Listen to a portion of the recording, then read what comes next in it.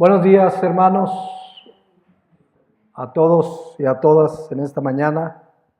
Le doy gracias a Dios que nos permite estar aquí de regreso después de un par de semanas de reposo obligatorio. Nunca habíamos faltado 2 domingos, ni mi esposa ni yo.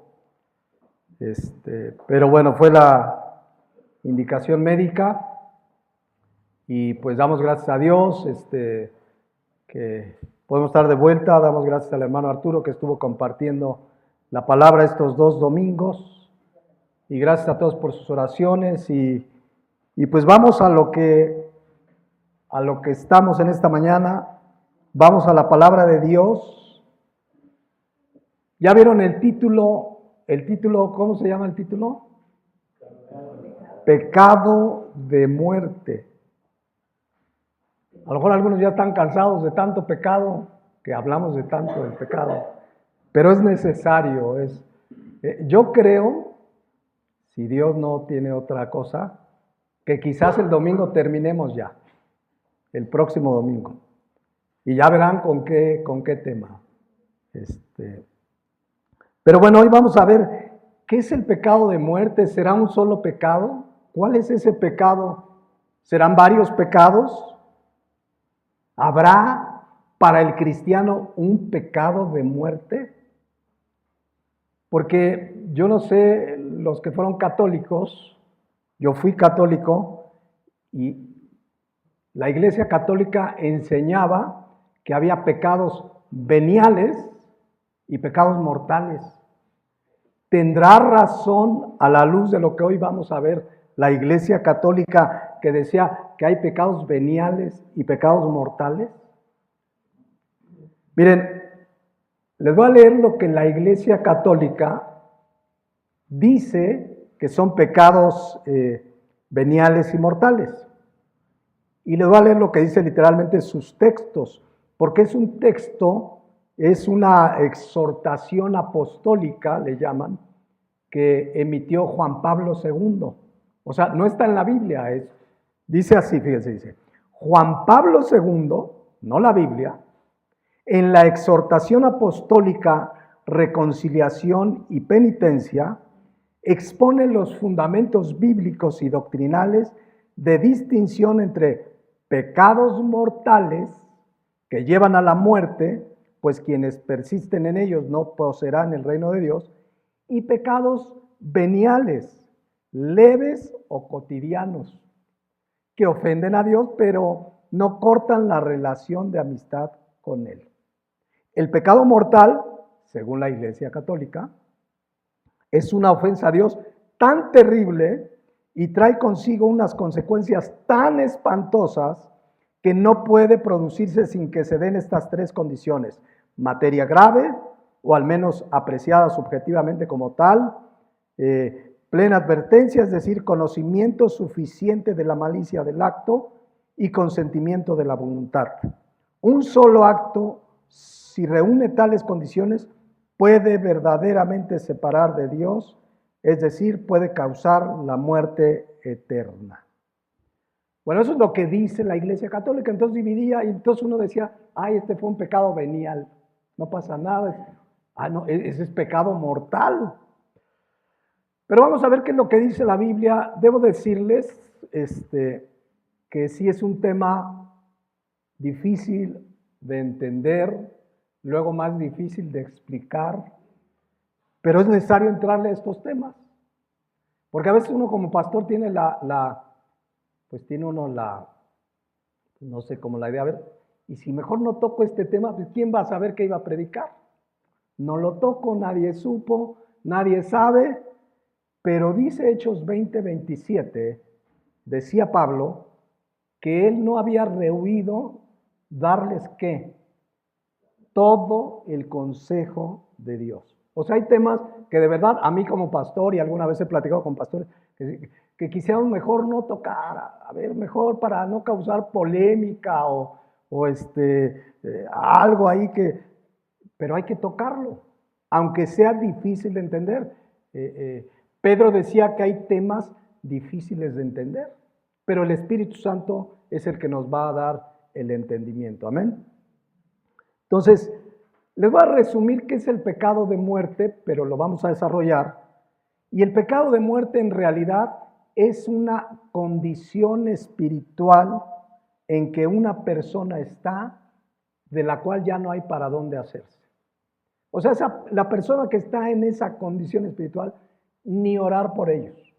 Ahorita lo vamos a ver en la Biblia, no lo estoy inventando. Pero antes de entrar al tema, recordemos 1 Juan 1:9. 1 Juan 1:9 dice que si confesamos, ¿qué dice ahí? Nuestros pecados. Noten que no dice, si confesamos nuestros pecados, menos este o este otro, no, esos ya ni los confieses. No, dice, si confesamos, ¿qué? Nuestros pecados. Él, o sea, nuestro Dios, es fiel y justo, ¿para qué? Para perdonar nuestros pecados y limpiarnos ¿de qué? De casi toda maldad, dice, de toda maldad. Cuando uno estudia la primera carta de Juan, y la estudiamos hace algunos años en algunos martes, se dará cuenta que es una carta para cristianos. O sea, la carta de Juan no es evangelística, es una carta doctrinal para la iglesia, para cristianos. Y a los cristianos nos dice que confesemos nuestros pecados cuando estemos en pecado. Y que Él es fiel y justo para perdonar nuestros pecados y limpiarnos de toda maldad. O sea, 1 Juan 1:9 no es un versículo para evangelizar. Es un versículo para cristianos que en momentos de su vida llegamos a pecar y tenemos ese recurso. ¿Cuál es el recurso? Venir delante de Dios y confesar nuestro pecado. La palabra confesar implica un arrepentimiento. O sea, no nada más decir, Señor, la regué, pues ya ni modo, ya lo que sigue. Hay un arrepentimiento. Señor, perdóname.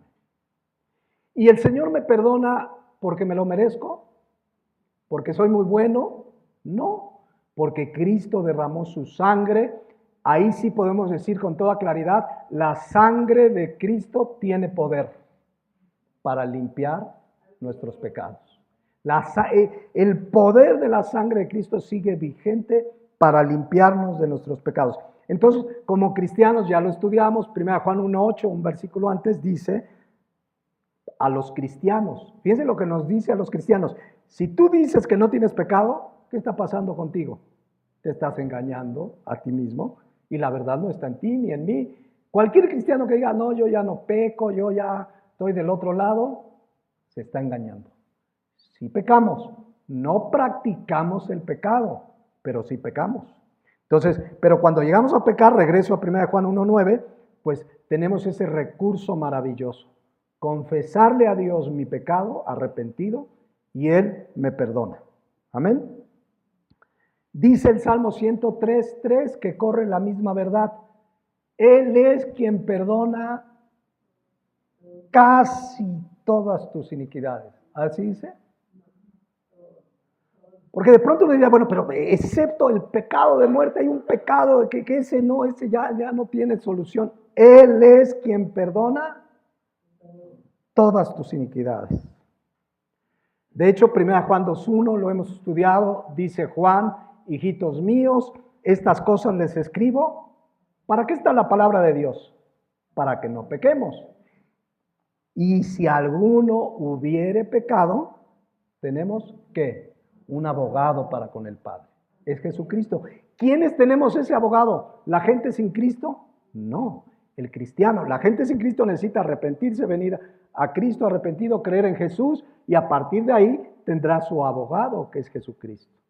Entonces, cuando yo vengo y le pido perdón a Dios, Señor, perdóname, dije esta mentira, Señor, tomé algo que no es mío, perdóname, estoy arrepentido, dice la palabra de Dios que entra el abogado y le dice al Padre, yo ya pagué por sus pecados. Y entonces el Padre nos perdona. Amén. Entonces, Él ya pagó todos nuestros pecados. Bueno, si recuerdan hace 3 o 4 semanas, veíamos 1 de Juan 5:17. Hoy vamos a estar mucho en 1 de Juan. Donde dice, toda injusticia es pecado. ¿Se acuerdan que ya lo estudiamos? Pero al final dice, pero hay pecado no de muerte. O como dice la Nueva Traducción Viviente, todas las malas acciones son pecado, pero no todos los pecados llevan a la muerte. O sea, da a entender que no todos los pecados llevan a la muerte. Vámonos unos versículos atrás y entremos al tema de hoy. Dice 1 Juan 5:15, y si sabemos que Él nos oye en cualquiera cosa que pidamos, sabemos que tenemos las peticiones que le hayamos hecho. El cristiano debe saber, y más en esa misma carta nos dice que las cosas que le pidamos de acuerdo a su voluntad son las que Él hace, ¿verdad? Si no está en su voluntad, pues Dios no lo va a hacer, y aunque le ruegue, si no es su voluntad, que su voluntad es buena, agradable y perfecta, pues no lo hará. Pero vean el versículo 16. Si alguno viere a su hermano cometer pecado que no sea de muerte, ¿qué debemos de hacer? Pedirá y Dios le dará vida, esto es, para los que cometen pecado que no sea de muerte. Hay pecado de muerte por el cual yo no digo que se pida. Vamos a entrarle a este versículo, porque primero dice que hay pecado que no es de muerte, pero dice que hay pecado de muerte por el cual dice Juan que ya ni pidas. O sea, si ves un hermano, vamos a ver qué significa, porque son los únicos dos textos donde habla pecado de muerte y pecado no de muerte. Y tenemos todo esto que la palabra de Dios tiene una norma de estudio. La Biblia se interpreta a sí misma. O sea, yo no puedo andar especulando, pues para mí que el pecado de muerte es la fornicación. Entonces Dios ya no va a perdonar a una persona que fornica. No, entonces el pecado de muerte debe ser un asesino que mató más de 100 personas. Y entonces el que mata a una no es tan pecador. Entonces, vamos a entrarle poquito a poco a este versículo. Tenemos 3 horas porque voy a recuperar las que no compartí. Pero antes de entrarle al punto del pecado de muerte, quiero que vean que nos manda algo aquí. Dice que si vemos a un hermano cometer un pecado, ¿qué debemos hacer? Pedir. ¿Se acuerdan que hace algunas semanas veíamos Hebreos 3:13? ¿Qué debemos hacer cuando sabemos que un hermano está en pecado? Exhortarnos los unos a los otros. Pero aquí aprendemos algo más. No nada más estar de exhortadores, ¿no? Sino también dice 1 Juan 5:16, pedirle a Dios. Señor, sé que mi hermano está en este pecado. Señor, toca su corazón, que se arrepienta, que vuelva al camino, clamar, orar. Es una responsabilidad, no solo exhortar, porque a lo mejor a muchos nos gusta exhortar, hermano. Pero aquí, ¿qué nos dice que hagamos? Pedir. O sea, ya exhortaste al hermano, mire, usted está en pecado, arrepiéntase. Y ya a lo mejor el hermano en ese momento está en su momento de rebeldía. Pues tú y yo en nuestras oraciones, ¿qué debemos de hacer? Orar a Dios. La pregunta es, ¿lo hacemos? Honestamente, si sabes que un hermano o hermana está en pecado, oras por él a Dios. O ya andas esperando a ver a quién le cuentas.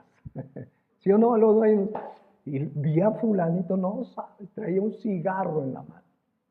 En lugar de eso, exhórtalo, número 1. Y número 2, oremos, Señor, toca a mi hermano, que se dé cuenta de su pecado. Y dice aquí que pediremos y que Dios le va a dar ¿qué? Dice, pedirá y Dios le dará vida. Acuérdense que la palabra muerte significa separación. Cuando alguien peca, ¿qué pasa? Se rompe nuestra comunión con Dios como cristianos. La gente sin Cristo no tiene comunión con Dios nunca, nunca. Pero como cristianos tenemos comunión, pecamos y hay muerte. ¿Se acuerdan? El pecado paga. Cuando el hermano se arrepiente, la comunión se restablece. Y es lo que significa la expresión, Dios le dará vida. Entonces, necesitamos orar, hermanos. Orar, ¿sabes? De un hermano, una hermana que está apartada, que por ahí anda en pecado, en algunas cosas que no agradan a Dios. Ora por él y Dios le dará vida. Ese hermano, pues puede ser tu esposo, tu esposa, tus hijos, tus papás, un hermano, una hermana en Cristo, dice la palabra de Dios que oremos. Entonces, en tu tiempo de oración, toma tiempo para orar por alguien que no se ha congregado, alguien que está apartado, que sabes que anda en malos pasos, porque dice la palabra de Dios que debemos pedir y Dios le va a dar vida. Cuando ese hermano se arrepienta, su comunión que se va a restablecer. Ahora, ahí mismo dice, pues, que si alguno ve a su hermano cometer pecado que no sea de muerte, pedirá y Dios le dará vida. Esto es para los que cometen pecado que no sea de muerte. Luego hay un punto. En el griego es importante este punto. A lo mejor aquí no lo vemos, pero hay una separación.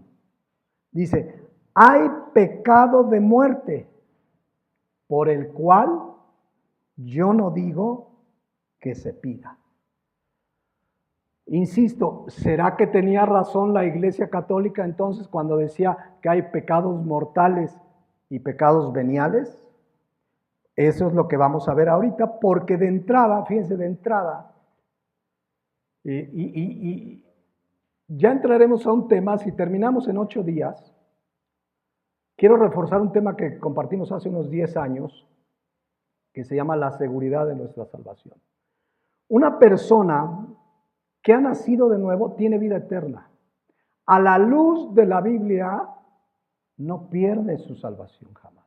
Y ahorita voy a explicar algo de eso, pero en la serie que tengamos vamos a ampliar. Pero Dios en su soberanía hemos estudiado que en un cristiano que peca y a lo mejor por ahí tiene tiempo y no se arrepiente, etcétera, Dios puede traer a su vida enfermedad y aún muerte. ¿Se acuerdan de 1 Corintios 11:30, que decía Pablo, hablando de la iglesia de Corinto, que hasta la cena del Señor, se embriagaban en la cena del Señor?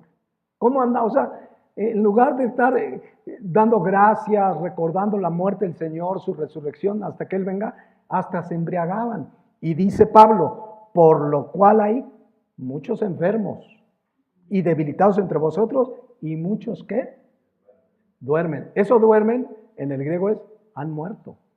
O sea, Dios en su soberanía puede traer a causa del pecado en cristianos enfermedad y muerte. Ahora, no siempre que veas a un cristiano enfermo, digas, no, está en pecado. Porque luego así lo hacemos, ¿no?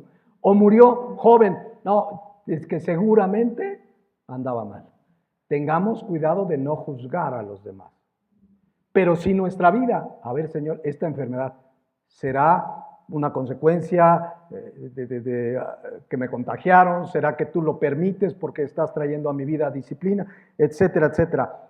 Pero Dios en su soberanía puede traer incluso muerte física a un cristiano que está en pecado. Entonces, ¿a qué se refiere Juan, ahí en 1 Juan 5:16, por el pecado de muerte por el cual pide que ya ni se ore? Les decía yo al principio que cuando uno estudia esta carta y la Biblia y las doctrinas fundamentales, si entendemos que un cristiano, una vez que nace de nuevo, tiene vida eterna y jamás vendrá condenación, dice, y no vendrá condenación, ¿habrá algún pecado de muerte? Porque la palabra muerte puede significar separación, puede significar muerte física, puede significar muerte espiritual y puede significar muerte eterna. ¿Será que un cristiano puede cometer algún pecado que le trae la condenación eterna? A la luz de la Biblia y de la enseñanza de la palabra de Dios, no. Y ahorita vamos a ver por qué.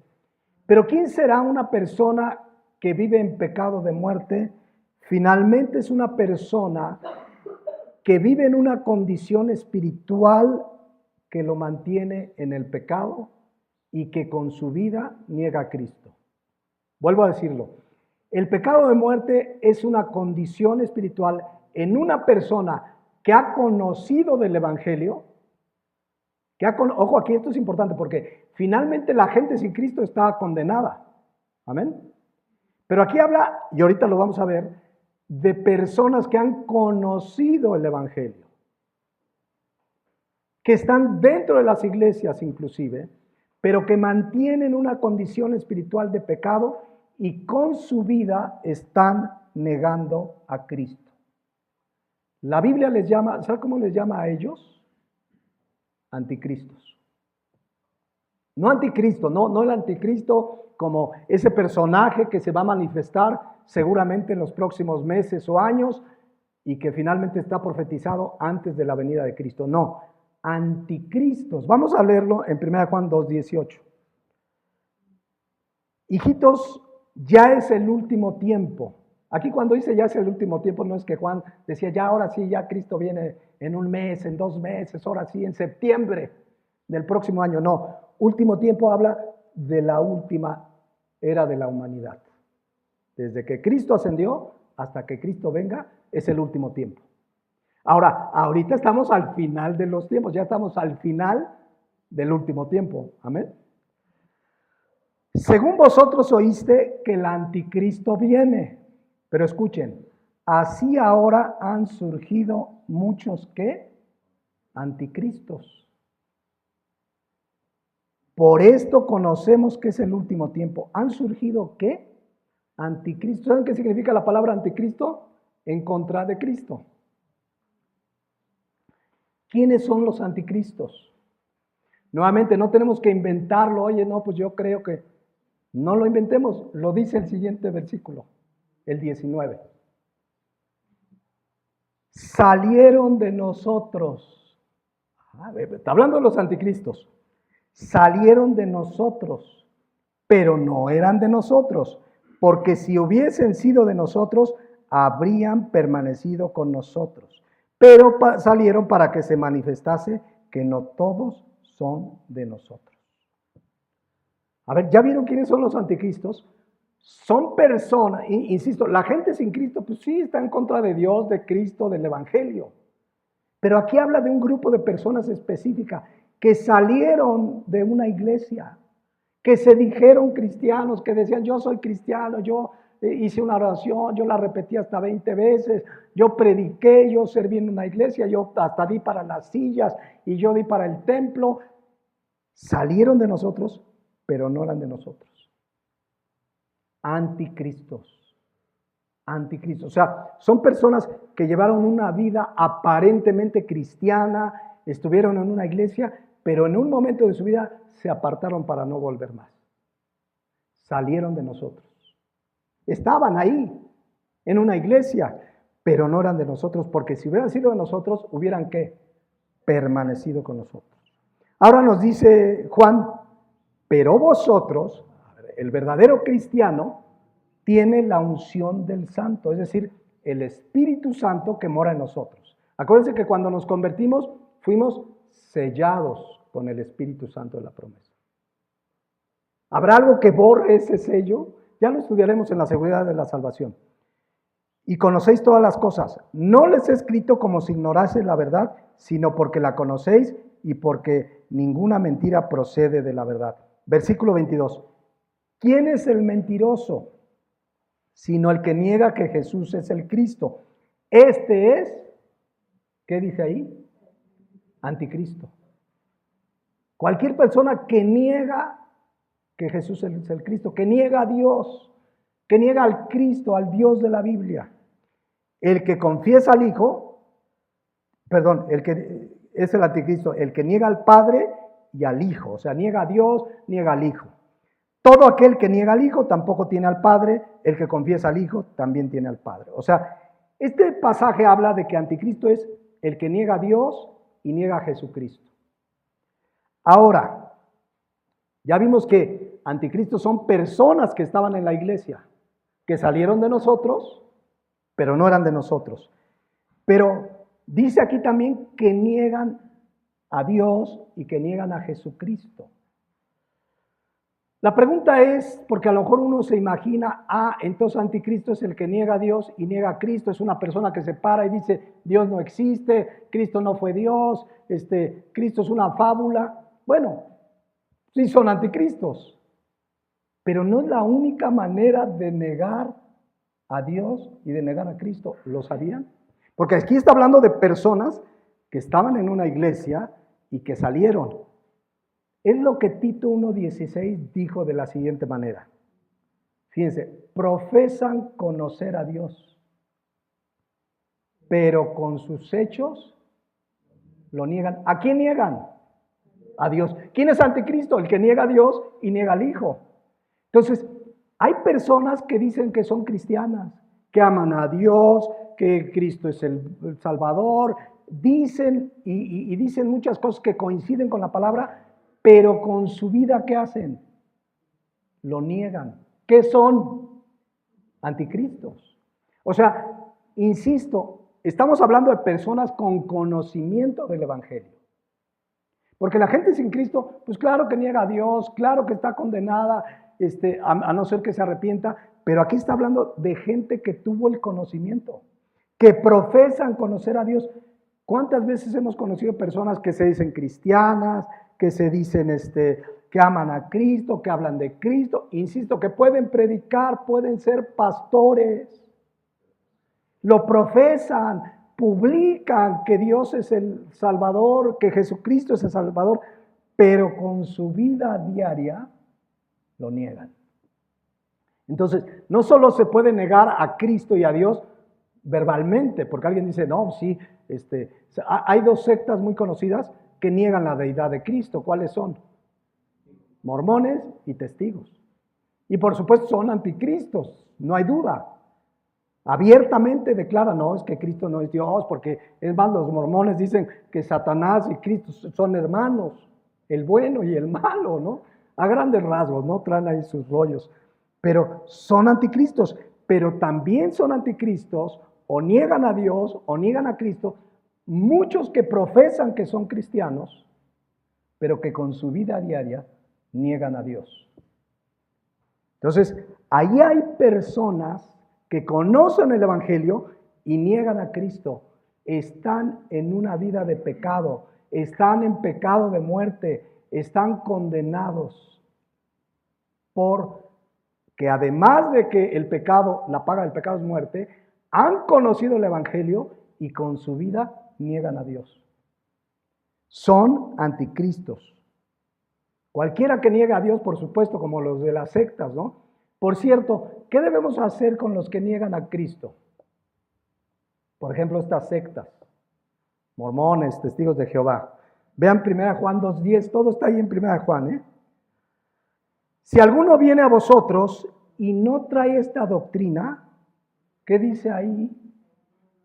No lo recibas en tu casa, ni le digas bienvenido. Porque el que le dice bienvenido participa de sus malas obras. A no ser que genuinamente digas, mira, ahorita que vinieron les voy a compartir. Pero la recomendación es prepárate antes. Porque ellos vienen ya con un discurso para envolverte con sus ideas, con su atalaya. Viene uno más preparado y otro medio aprendiz. Ahora, si verdaderamente le vas a compartir, prepárate para, con argumentos bíblicos, mostrarles el Evangelio. Pero si no, ya, goodbye, dile, hoy no estoy. No le digas que no estás mintiendo. Pero a ver, porque ellos son, también los podemos llamar anticristos. Dice, no lo recibas en casa ni le digas bienvenido. Una vez me dijo un hermano, le voy a decir una cosa, mi mejor amigo, pero así, amigo del alma, es mormón. Yo le dije, a ver, o sea, me estás diciendo que una persona que ataca la divinidad de Cristo, que está en contra de Cristo, ¿es tu mejor amigo? O sea, ¿habrá comunión la luz con las tinieblas? Pero es que es mejor que muchos cristianos, ¿no? Porque luego te dicen, no, es más, me ayudó a pintar mi casa, dice. Porque luego hacen ese tipo de obras para ganarse la gente. Pero en su enseñanza niegan la deidad de Cristo. No puedes tener una amistad íntima. Ora por él, compártele, eso sí, a lo mejor es un familiar, pero ¿cómo me voy a amistar con alguien que niega a Cristo? No es posible. Entonces, como se van dando cuenta, ser anticristo, vivir en pecado de muerte, vivir una vida de negación de Dios, no es solamente hacerlo con mi vida, con mis labios, sino también, como vimos en Tito 1:6, hay quienes profesan a Dios, conocer a Dios, pero con sus hechos lo niegan. Tengamos mucho cuidado, o sea, es dentro de la iglesia que están los anticristos. Dentro de la iglesia están esos que niegan a Dios, pero dicen conocerlo. ¿Saben que en la época de Juan ya habían entrado doctrinas heréticas? O sea, esto no es nuevo, lo único que dice la Biblia es que en los últimos tiempos se va a manifestar la apostasía abiertamente. Apostasía es apartarse de la verdad. Pero había una enseñanza, técnicamente le llaman gnosticismo. Pero fíjense, eran supuestos cristianos, fíjense lo que entró desde aquel tiempo. Supuestos cristianos, pero que exaltaban el conocimiento, por eso les llamaban gnósticos. Gnosis significa conocimiento en el griego. Entonces decían, lo más importante es el conocimiento, incluso ponían el conocimiento por encima de la fe. No, lo importante es que tú conozcas, lo demás es el conocimiento, pero no solamente el conocimiento de Dios, es más, exaltaban el conocimiento humano. Y entonces despreciaban a muchos cristianos. Recuerden que los mismos apóstoles hasta cuando predicaban decían, y estos, uno es pescador, o sea, como que los veían gentes del vulgo, dice la palabra de Dios, y letrados. Y entonces estos empezaron a decir, no, el conocimiento es lo máximo, y empezaron a mezclar filosofías humanas con la palabra de Dios. Y ahí se empiezan a hacer las herejías. Hoy, por ejemplo, está el movimiento del llamado Evangelio de la Prosperidad. Es gnosticismo. ¿Qué mezclan? Filosofías humanistas, metafísica, confesión positiva, psicología, lo mezclan con la Biblia. Entonces, cuando tú ves un cristiano, no, decreta. Este año tú decreta que te va a ir bien. No, decláralo. Mira, vas al doctor, confiesa positivo, no vas a tener ninguna enfermedad, tú confiésalo. En lugar de llamarlo a que ore a Dios, a que confíe a Dios su vida, le mezclan filosofías del mundo. Y desde los tiempos de Juan ya estaba eso. Ya empezaron los gnósticos a meter una serie de rollos, puras mafufadas. Y Juan advierte. De hecho, las cartas de Juan tienen como origen atacar esas doctrinas gnósticas, que mezclaban el conocimiento de la Biblia con el conocimiento humano, pero generalmente poniendo el conocimiento humano por encima. Mucho cuidado, mis hermanos, porque esto sigue vigente. En muchas iglesias la Biblia es un mero adorno. 2, 3 versículos y ya el pastor se pone a hablar que leí un libro tal y que leí tal libro y que leí... La Biblia es suficiente. La Biblia es suficiente. Entonces minimizaban a los cristianos que no tenían tanto conocimiento. Por ejemplo, fíjense de los rollos que sacaron, que decían que el Supremo, porque además luego le llamaban Dios ni Jehová, decían que el Supremo envió espíritus justos al mundo. Varios. Por ahí estaba Demiurgo, a quien le llamaban el ser creador. Pero decían ellos que había varios espíritus justos que el Supremo envió, entre ellos Jesucristo. O sea, lo ponían al nivel de sus dioses. Y les llamaban eones a esos seres justos. Y les empezaban a meter estas ideas a los cristianos. Por eso Juan dice, a ver, el que niega que Jesús es el Hijo de Dios, el que niega al Padre es anticristo. Y eso es lo que ellos... negaban la divinidad de Cristo. Entonces, eso todavía está en nuestros tiempos. Mucho cuidado. Miren, hace unos años llegó a la iglesia una persona, me dijo, pastor, a ver si un día me deja compartir. Yo traigo una revelación, pastor, ¿no? Pero ya es algo muy elevado, pastor. O sea, no es para todos, ¿eh? Ya cuando te dicen no es para todos, ¿qué se fumó, no? Hasta hay una versión para la Biblia, de la Biblia que se llama Palabra de Dios para Todos. Cuando te empiezas, no, es que tenemos unos estudios así profundos, pastor. No sabes, o sea, nos metemos así profundo, ya dices, ¿qué se fumaron? Pero traen unos rollos y obviamente no les dejamos compartir y mucho cuidado. Cuando alguien te venga, ven, te invito a unos estudios, no. Allá en la iglesia donde vas, pura Biblia. Acá tenemos profundos, de esos que que no son para todos. ¿Saben que cualquier cristiano, gracias al Espíritu Santo, puede entender la palabra de Dios? No está limitada para unos cuantos. Dice 1 Juan 2:27.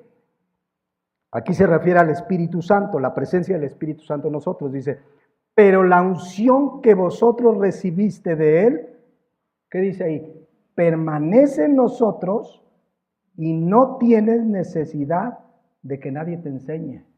Así como la unción misma les enseña ¿qué? Todas las cosas, y es verdadera y no es mentira, según ella os ha enseñado a permanecer en Él. A ver, ¿qué significa no tienes necesidad que nadie te enseñe? Un día un hermano me dijo, yo no voy a la iglesia, hermano. Yo no tengo necesidad que nadie me enseñe. No, dice, porque aquí dice. Digo, oye, ¿y para qué constituyó Jesucristo? Dice Efesios 4, que Él constituyó pastores y maestros. Esta expresión significa que todo creyente puede venir a la Biblia o escuchar una prédica y tener el entendimiento que viene del Espíritu Santo para comprender la palabra de Dios. El hombre natural, ya lo hemos estudiado en 1 Corintios 2:14, no percibe las cosas que son del Espíritu, porque se han de discernir ¿cómo? Espiritualmente. Entonces, cuidado cuando alguien te diga, no, estos estudios son profundos, no, estos no, son para gente acá. Son ideas gnósticas que siguen presentes en el siglo XXI que estamos. Pero no solo esos rollos traían los gnósticos, ¿saben qué? Traían un rollo que se llama técnicamente la dualidad del ser. Dice, el ser humano es espíritu y alma por un lado y cuerpo por otro. Y bueno, bíblicamente sí somos espíritu, alma y cuerpo. Pero decían, tu espíritu y alma permanecen buenos, intactos. Así es que si tú pecas con tu cuerpo, no pasa nada. Porque tu espíritu y tu alma están aparte, son limpios, o sea, no te preocupes. ¿Será cierto eso? 1 Corintios 5:15, porque también Pablo combatió esas doctrinas. ¿No sabéis que vuestros cuerpos son miembros de Cristo? ¿Quitaré pues los miembros de Cristo y los haré miembros de una ramera? De ningún modo. O sea, lo que haga con mi cuerpo ofende a Dios. Nada de que mi espíritu y alma quedan intactos. 1 Juan 5:19. ¿O ignoráis que vuestro cuerpo es templo del Espíritu Santo, el cual está en vosotros, el cual tenéis de Dios, y no sois vuestros? Porque habéis sido comprados por precio. Glorificar pues a Dios ¿en qué? En nuestro cuerpo y en nuestro espíritu. Un ataque frontal a esa doctrina, ¿ya lo vieron? Ellos decían, no, tú pecas con tu cuerpo, pero no pasa nada, tu alma está intacta, tu espíritu. No, aquí dice que glorifiquemos a Dios en nuestro cuerpo y en nuestro espíritu. Dice 1 Tesalonicenses 5:23, y el mismo Dios de paz os santifique por completo, y todo vuestro ser, espíritu, alma y cuerpo sea guardado, ¿qué? Irreprensible. Entonces, pues ahí estaban estos cuates con esos rollos, imagínense, se metió y entonces Juan les escribe, a ver, esos son anticristos. Porque esas personas se decían cristianas, decían seguir a Cristo. Pero esa doctrina de que peco y no pasa nada, muchas veces sigue vigente en la iglesia. Hace algunos años vino de visita un joven a la iglesia. Nada más vino ese domingo y ya, no volvió. Pero yo recuerdo que había predicado de arrepentimiento, para variar, ¿no? De arrepentimiento. Y se me acerca y dice, oiga, pastor, usted me sacó de onda. Digo, ¿por qué? Porque fíjese, yo, dice, la verdad, amo a mi novia, dice. Y nos vamos a casar, ya en unos meses. Pero tenemos relaciones sexuales. Y usted dijo que es pecado. Yo fui con mi pastor. Y yo dije, entonces, ¿para qué vino aquí, va? Dice, yo fui con mi pastor y me dijo, no te preocupes. Tú la amas, te vas a casar, no te preocupes, la gracia de Dios te cubre, no pasa nada. Ese pastor es un pastor gnóstico, ¿sí me explicó? O sea, con esos rollos de ¿cómo que no pasa nada? ¿Qué debió decirle su pastor en ese momento? Arrepiéntete de tus pecados y apártate de ellos para que alcances misericordia. Proverbios 28:13. ¿Cómo que no pasa nada? ¿Dónde dice la Biblia que no pasa nada? Claro que sí, se tiene que arrepentir. ¿Se acuerdan Romanos 6, 1 y 2 que dice, ¿qué pues diremos? Hablando de la gracia y que somos salvos por gracia, y ya verán el mensaje del próximo domingo, pero dice, ¿perseveraremos en el pecado para que la gracia abunde? O sea, ¿voy a seguir pecando porque hay gracia de Dios? ¿Qué dice ahí el versículo 2? En ninguna manera. Palabra griega, meginomai. Es imposible, o sea, que un cristiano diga, voy a perseverar en el pecado al fin que no pasa nada. No es cierto. Dice, porque los que hemos muerto al pecado, o sea, el verdadero cristiano, ¿cómo viviremos aún en él? Una cosa es que llegamos a pecar y otra cosa es vivir en el pecado. Ese es el pecado de muerte, una persona que conoce el evangelio y vive en el pecado, niega a Dios con su vida y con sus hechos. Romanos 6:15 lo repite, ¿qué pues? ¿Pecaremos porque no estamos bajo la ley sino bajo la gracia? ¿Qué dice ahí? Meginomai en el griego, en ninguna manera. Ahora, hay una verdad bíblica y la vamos a estudiar en la serie siguiente, si Dios lo permite, que insisto, una persona salva realmente es salva para siempre. Entonces, de pronto, pues vienen las mentalidades carnales, porque un día me dijo una persona, me dice, a ver, le voy a contar un caso, dice. No sé si fue cierto o no, pero así me lo contó. Yo iba a una iglesia donde el pastor, dice, el pastor, imagínense, dice, era tranza. Prestaba dinero con intereses a los hermanos y del pastor. Les prestaba y les cobraba intereses. No sé si les prestaba de la ofrenda o no sé, pero dice además, mujeriego. Andaba con jovencitas de la iglesia. A ver, me dice el pastor, no me diga que ese pastor no perdió su salvación. Porque además dice que años con esas prácticas de pecado. Le digo, ¿sabes qué? No, ese pastor no perdió su salvación. Ese pastor nunca nació de nuevo. ¿Pero porque usted lo conoce? No, pero dice 1 Juan 3:8. ¿Qué dice 1 Juan 3:8? El que practica el pecado es del diablo.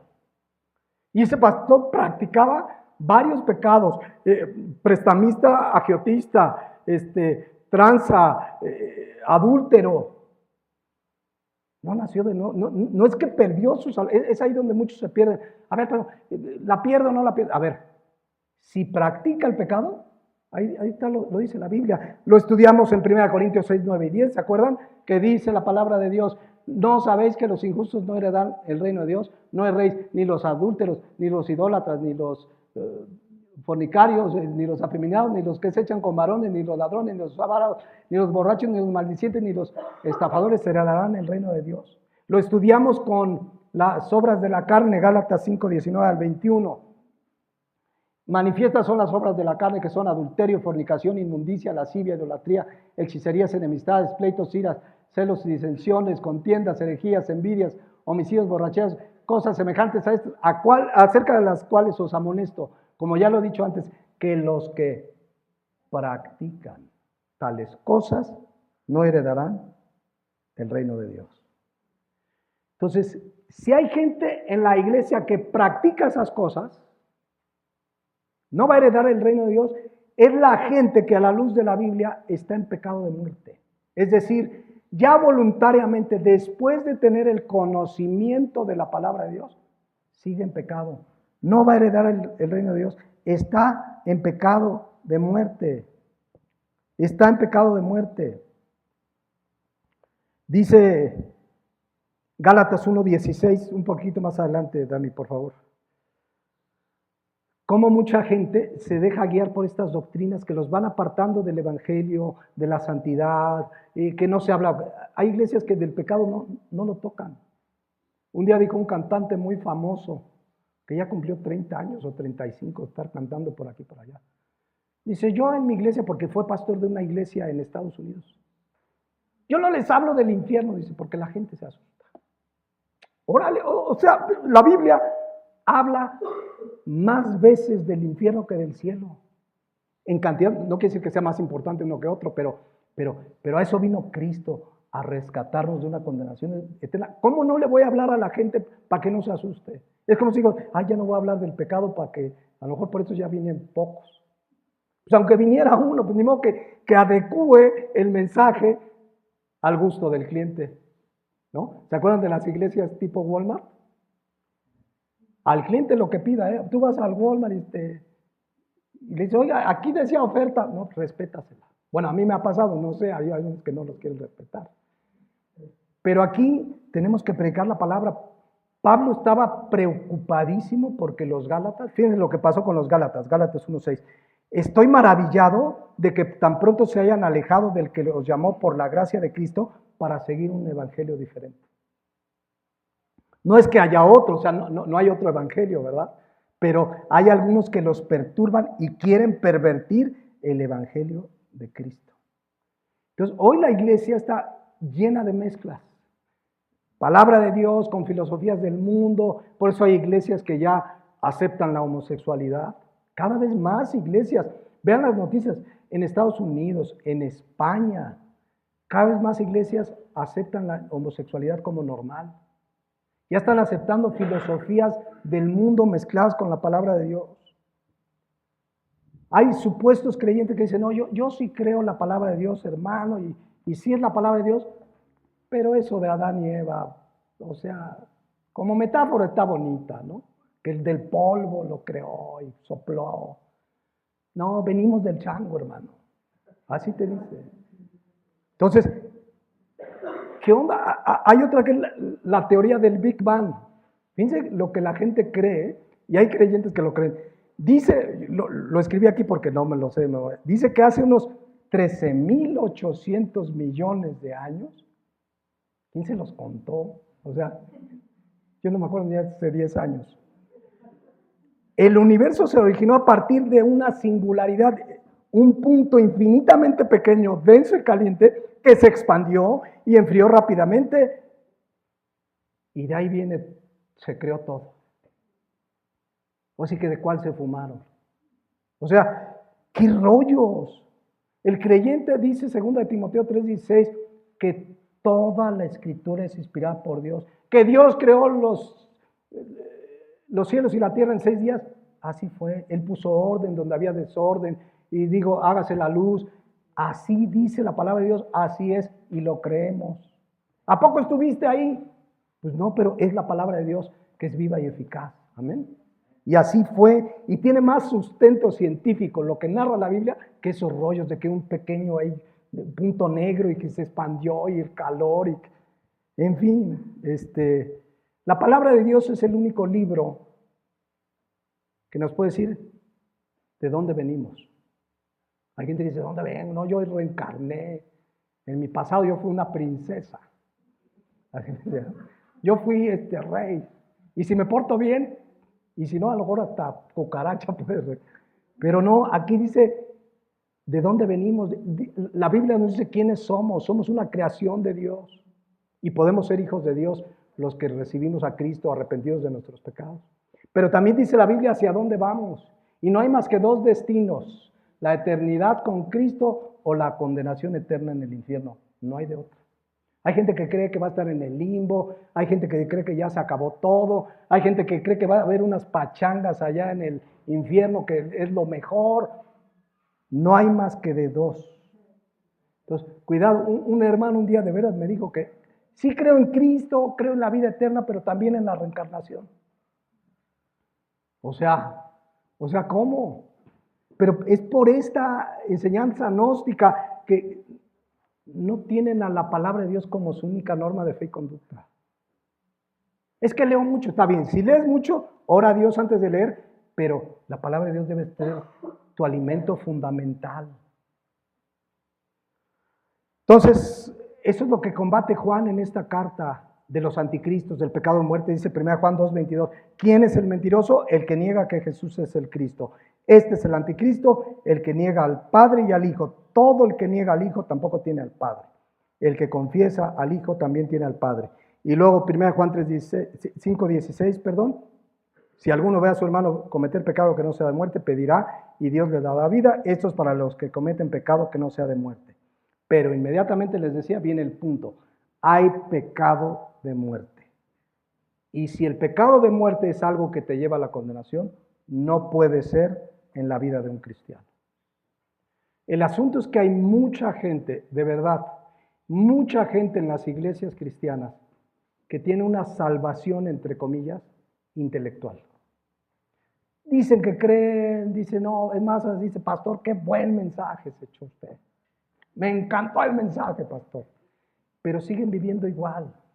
Entonces, por más que les encante un mensaje, si ese mensaje no los trae a una vida de arrepentimiento, de obediencia a Dios, no han nacido de nuevo. Repito, son los de Tito 1:16. Profesan conocer a Dios, pero con sus hechos lo niegan. Fíjense cómo los califica, siendo abominables, rebeldes y reprobados en cuanto a toda buena obra. Esos son anticristos. Insisto, gente dentro de las iglesias. Un cristiano de veras no puede permanecer en una práctica de pecado. Llegamos a pecar, etcétera, etcétera. Pero la palabra de Dios habla justamente de lo que leímos en 1 Juan 2:19. Salieron de nosotros, pero no eran de nosotros. Entonces, mucho cuidado porque la iglesia, ya lo sabemos, está compuesta por trigo y cizaña. Y a veces los confunden. O sea, ¿será? ¿No será? Bueno, tú preocúpate, ¿eres o no eres? Por el otro, ora, ¿no? Es lo mismo que estamos leyendo aquí, lo que se dice en Hebreos 10:26. Fíjense lo que dice. Porque si pecáramos voluntariamente, o sea, ya conocí la verdad, ya conocí del evangelio, sé que la paga del pecado es muerte, etcétera, etcétera, pero decido vivir una práctica de pecado. Dice que eso es de lo que habla aquí. Si pecáramos voluntariamente, después de haber recibido el conocimiento de la verdad, ¿qué dice? Ya no queda más sacrificio por los pecados. Juan dice, ya ni oren por el del pecado de muerte, ya ni ores. Y aquí dice, ya no queda más sacrificio por los pecados. Noten que dice, ¿después de qué? De haber recibido el conocimiento. No dice después de haber nacido de nuevo. Ojo. Mucha gente recibe el conocimiento. La palabra recibir, lambano en el griego, significa oír y aceptar intelectualmente. Mucha gente oye y te dice, oye, está bueno tu mensaje. Está bueno tu rollo, así me dijo el otro día una persona. Está bueno su rollo, pastor. Está padre, dice, me gusta. Lo recibieron, pero realmente no lo creyeron. Recibieron conocimiento. La palabra conocimiento significa gnosis y significa un conocimiento específico. Hay mucha gente en las iglesias, de verdad, que les gusta cómo predica el predicador. Y van, y qué buen mensaje, y padre, pero siguen con una vida apartada, en pecado, practicando el pecado, pero les gusta el mensaje. Les gusta el mensaje, siguen ídolos. Los predicadores son sus ídolos, pero no obedecen la palabra de Dios. Por eso dice Pedro en 2 de Pedro 2:21, mejor les hubiera sido no haber conocido el camino de la justicia. Lo conocieron, mas no fueron salvos. Eso que quede claro. Que después de haberlo conocido, ¿qué dice ahí? Volverse atrás del santo mandamiento que les fue dado. Les ha acontecido lo del verdadero proverbio. El perro vuelve a su vómito y la puerca lavada a revolcarse en el cielo. O sea, metafóricamente, dijeron haber dejado de ser perros, pero volvieron al vómito, o sea, nunca dejaron de ser perros. Es una metáfora que usa Pablo, o Pedro aquí. O la puerca lavada. Yo les he contado de mis puerquitos, ¿sí o no? ¿Alguien no ha ido a mi cuenta? Cuando yo iba en la secundaria, me dijo mi cuñado, hay un buen negocio en engordar puercos. Y yo pues contaba mis domingos y me alcanzó para 3. Entonces él me dijo, mira, tenemos las puerquizas, dice, tú llegando de la escuela, tú los lavas, iba yo con mi bomba, los dejaba yo limpiecitos. Daban ganas hasta darle un besito al puerquito. En la tarde que iba, no, hombre, ya estaban peor. Y diario los lavaba y los engordábamos. Pero, ¿por qué volvían a su propio lodo y a su propio excremento? Porque son puercos.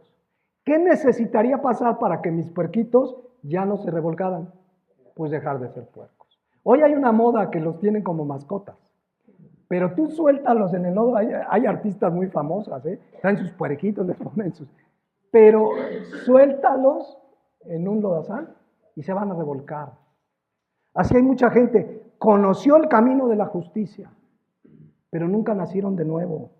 Porque dice 2 Corintios 5:17, de modo que si alguno está en Cristo, nueva criatura es. Las cosas viejas pasaron y aquí todas son hechas nuevas. Entonces dice Hebreos 10:26, porque si pecáramos voluntariamente después de haber recibido el conocimiento de la verdad, ya no queda más sacrificio por los pecados, sino una horrenda expectación de juicio y de hervor de fuego que ha de devorar a los adversarios. Entonces, ahí está el pecado de muerte. Ahí están los anticristos.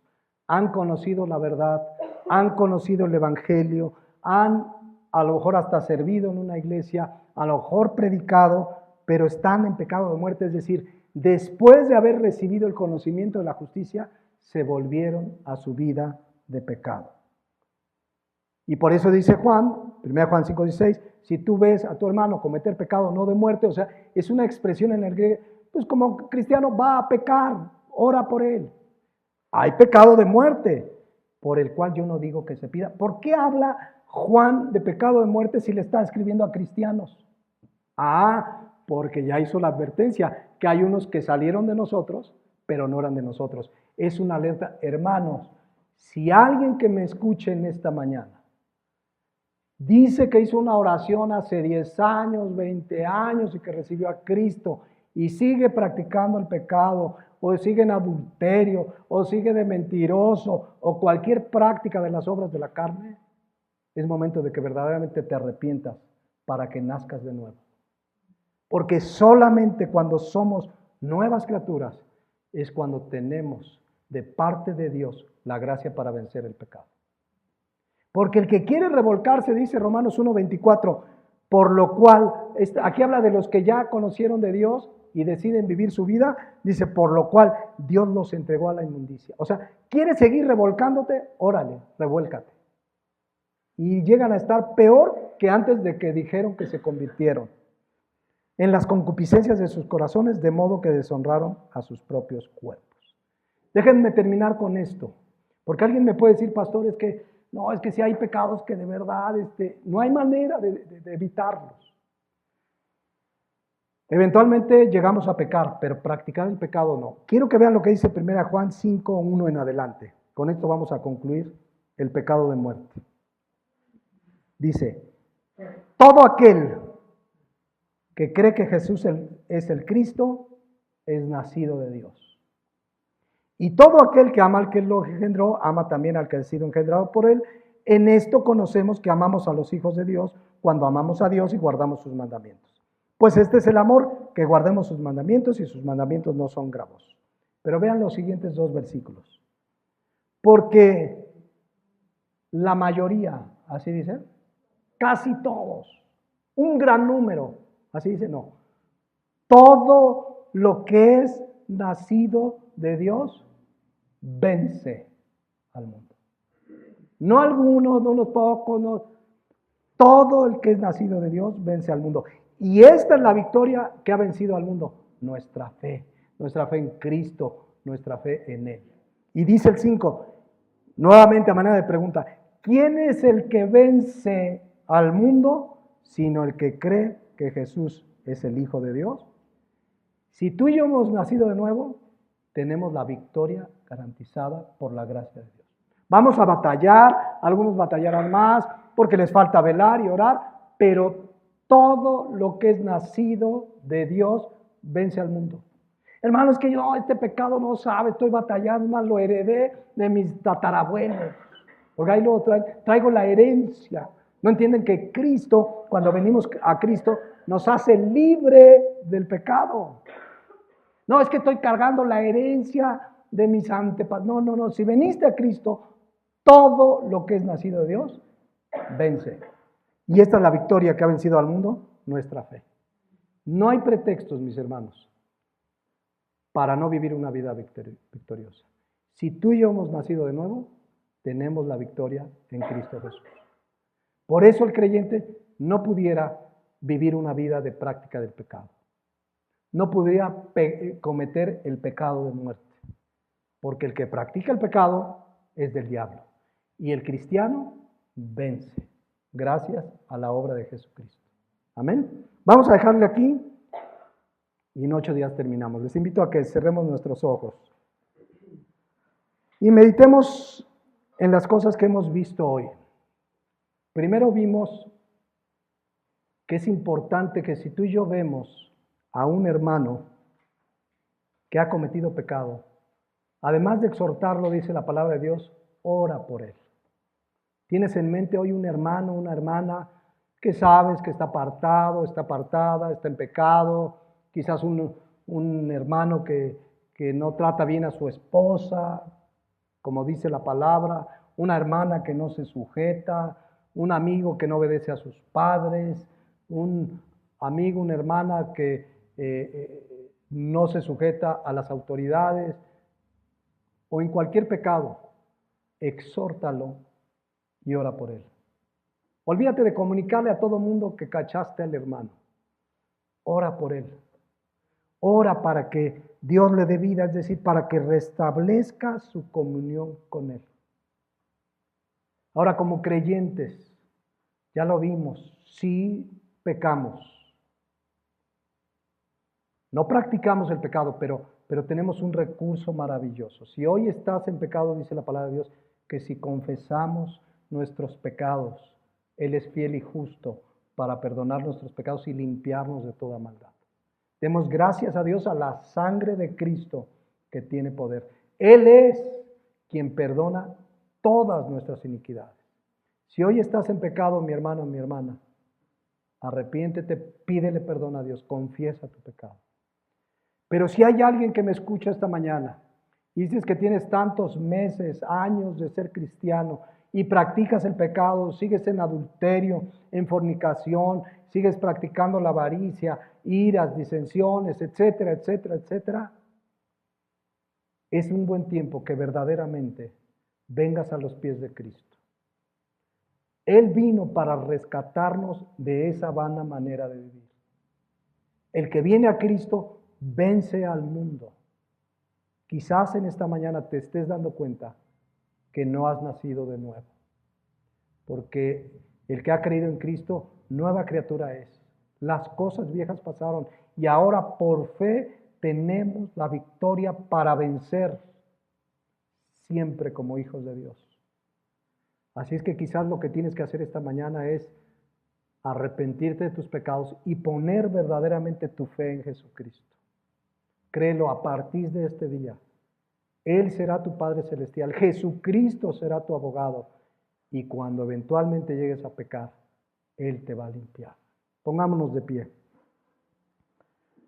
Padre Celestial, gracias por tu palabra, Señor, que nos advierte del pecado, que nos exhorta como hijos de Dios, que también nos mantiene atentos y alertas porque pueden permear en esta iglesia doctrinas mezcladas con las filosofías del mundo. Que estemos firmes en tu palabra, toda la escritura que es inspirada por Dios. Tenemos la unción del Santo, el Espíritu Santo, que nos enseña todas las cosas. El Espíritu Santo que nos da el discernimiento. Pero necesitamos afirmarnos en tu palabra. Que dejemos las filosofías del mundo, que no nos dejemos influenciar por pensamientos, enseñanzas, que están tan apartadas de Dios.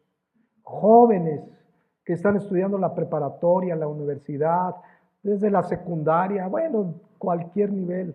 Afírmense en la palabra porque ahí van a recibir muchas enseñanzas interesantes, matemáticas, química, pero también van a recibir mucha enseñanza que va en contra de la palabra de Dios. contraria a la palabra de Dios. Mantengámonos firmes sin fluctuar en la esperanza que hay en nosotros. Seamos luz, seamos sal de esta tierra, proclamemos el Evangelio, presentemos defensa ante todo aquel que demande razón de la esperanza que hay en nosotros. Ahí en nuestros trabajos, en nuestras escuelas, en donde nos desenvolvemos, prediquemos la única verdad, la verdad del Evangelio. Y verás que esta palabra es poder de Dios para salvación. Y eventualmente veremos, quizá no tantos como queremos, pero veremos algunos de los que les hablamos rindiendo sus vidas a Jesucristo, siendo librados de la esclavitud de pecado y viviendo vidas victoriosas, esperando la venida de nuestro Señor Jesucristo. Gracias, Padre Celestial, por tu palabra en esta mañana. En Cristo Jesús. Amén.